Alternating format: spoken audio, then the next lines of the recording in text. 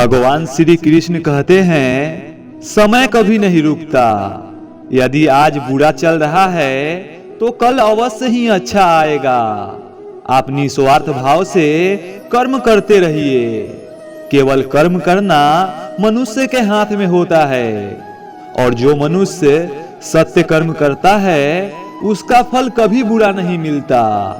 इसलिए अगर आज समय खराब चल रहा है तो पछतावा न करे। आने वाला समय अवश्य ही बेहतरीन होगा। भगवान श्री कृष्ण कहते हैं, मनुष्य अपने भाग्य का स्वयं निर्माता होता है। जो जैसा कर्म करता है वो वैसा ही फल पाता है।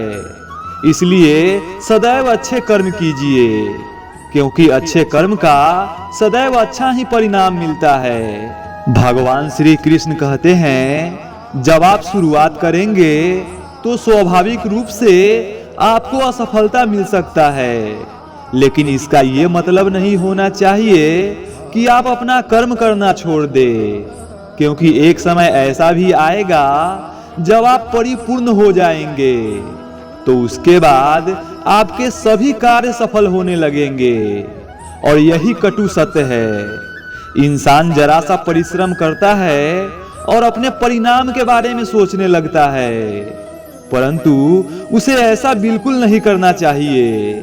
जब आप किसी भी कार्य में परिपूर्ण हो जाएंगे तो परिणाम आपको खुद मिलने लगेगा, परंतु आप थोड़े मेहनत में ही परिणाम की कल्पना करोगे तो आप कभी परिपूर्ण नहीं हो पाओगे। पूरी जिंदगी सिर्फ रास्ते बदलते रहोगे। फिर भगवान श्री कृष्ण कहते हैं, हताश नहीं होना चाहिए।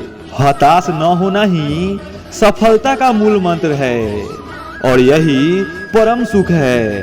उत्साह ही मनुष्य को कर्म के लिए प्रेरित करता है, तथा उत्साह ही कर्मों को सफल बनाता है।